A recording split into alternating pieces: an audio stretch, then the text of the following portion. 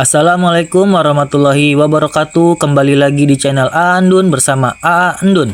Di Indonesia ada sosok legendaris dalam mitologi Jawa dan Sunda yang dikenal sebagai Nyi Roro Kidul atau Ratu Pantai Selatan. Keberadaannya tidak hanya menyelimuti masyarakat dengan kisah-kisah mistis dan magis, tetapi juga berperan penting dalam berbagai aspek budaya, sejarah, dan spiritual Indonesia.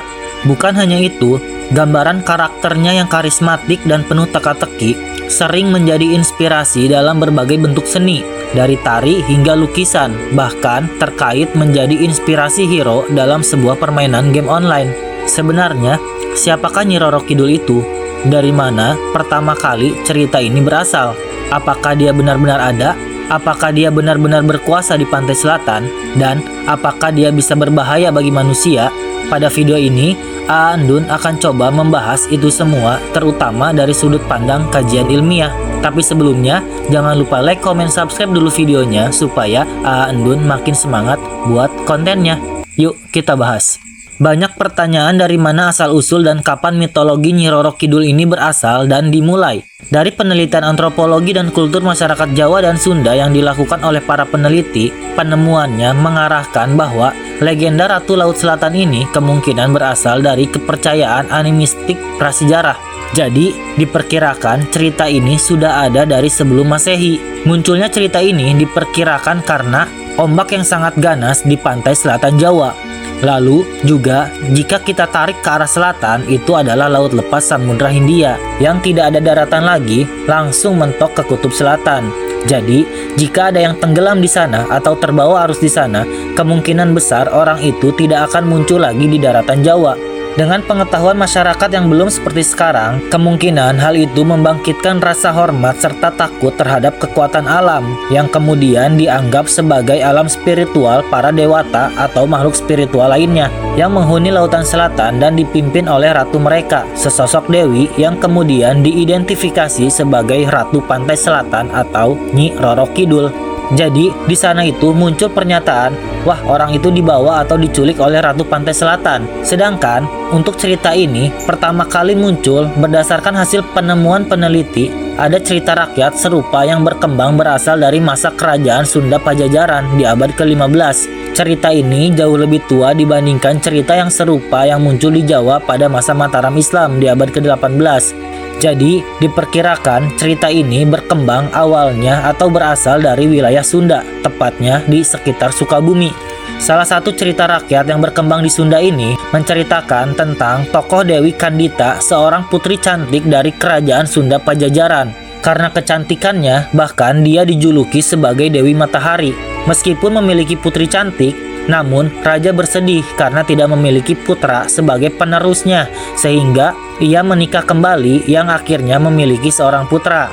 Ibu tiri Dewi Kandita itu tidak suka dengan Dewi Kandita yang membuatnya akhirnya mengguna-gunanya, sehingga tubuh Dewi Kandita itu mengalami gatal-gatal dan dipenuhi kudis. Tubuhnya berbau busuk dan penuh dengan bisul. Ia akhirnya diusir karena dianggap akan mendatangkan musibah bagi kerajaan. Dewi Kandita yang pergi sambil menangis dan tak tahu arah tujuan itu pun akhirnya pergi ke pantai selatan. Ia tidak dendam kepada ibu tirinya, melainkan meminta agar Sang Hyang Kersa mendampinginya dalam menanggung penderitaan. Di pantai selatan, Dewi Kandita tiba-tiba mendengar suara gaib yang menyuruhnya terjun ke dalam laut selatan. Ia melompat dan berenang. Air Samudra Selatan akhirnya melenyapkan penyakitnya tanpa meninggalkan bekas sedikit pun, malah membuatnya semakin cantik. Ia akhirnya memiliki kuasa atas Samudra Selatan dan menjadi seorang dewi yang disebut Nyi Roro Kidul yang hidup abadi. Kawasan pantai Pelabuhan Ratu secara khusus dikaitkan dengan legenda ini. Lalu pertanyaannya, apakah Nyi Roro Kidul itu beneran ada?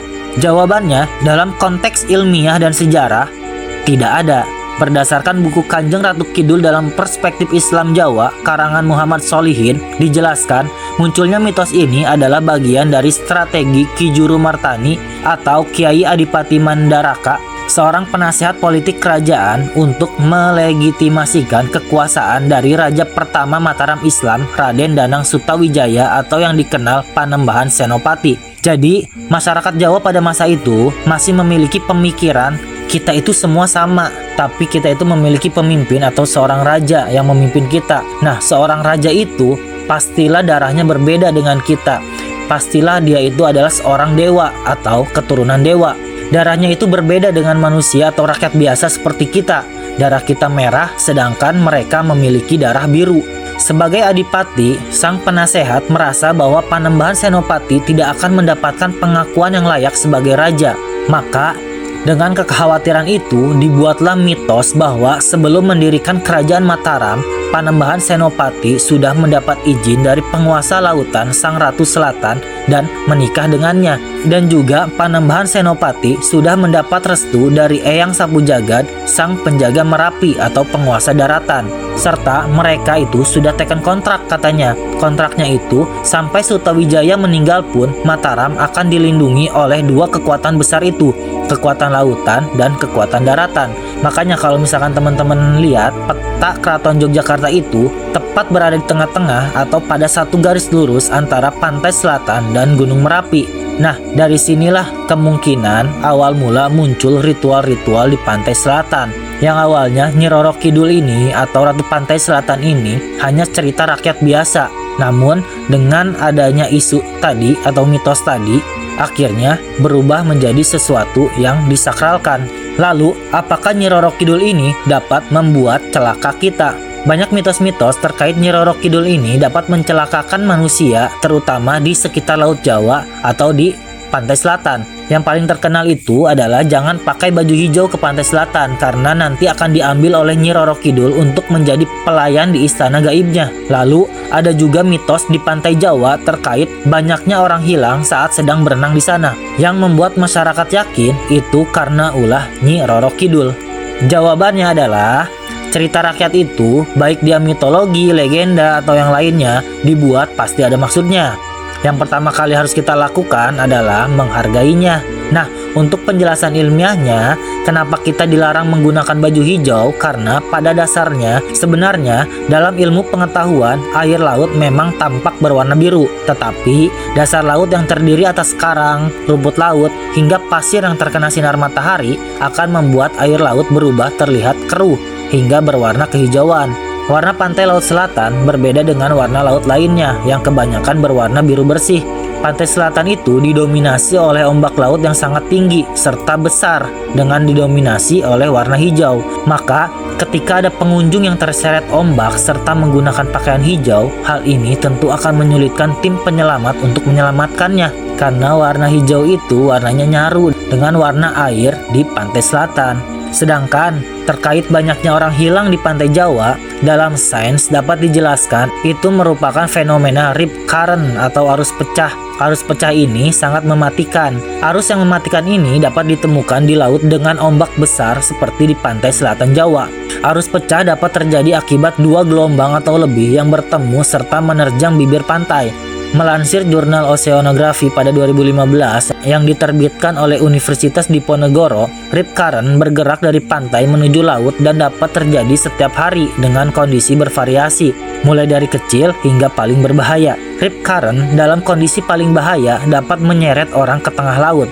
Ombak rip current lebih mematikan 10 kali lipat karena dapat mengintai manusia secara tak terlihat. Nah, hal inilah yang terjadi pada orang-orang hilang yang berenang di pantai Jawa. Itulah teman-teman sedikit pembahasan dari A.A. Andun mengenai Nyi Roro Kidul. Jika ada yang memiliki persepsi atau perbedaan pendapat dengan A.A. Andun, boleh tulis di kolom komentar agar pengetahuan kita makin beragam. Dan terakhir, kembali mengingatkan, jawaban A.A. Andun tadi itu berdasarkan dengan konteks sejarah dan kajian ilmiah. Jadi jika ada yang berpandangan terkait mistisme, itu sah-sah saja. Sekian video dari A.A. Andun, sampai bertemu di video-video selanjutnya. Bye-bye.